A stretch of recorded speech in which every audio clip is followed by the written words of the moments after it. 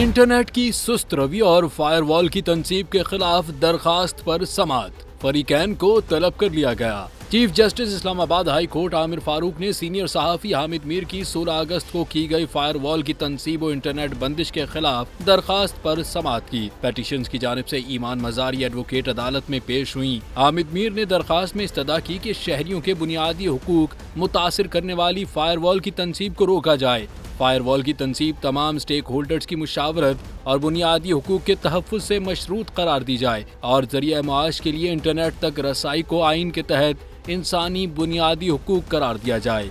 समाअत के दौरान तमाम मामले के जिम्मेदारान के बारे में बहस हुई, जिसके बाद अदालत ने फरीकैन को नोटिस जारी करते हुए समाअत पीर तक मुलतवी कर दी।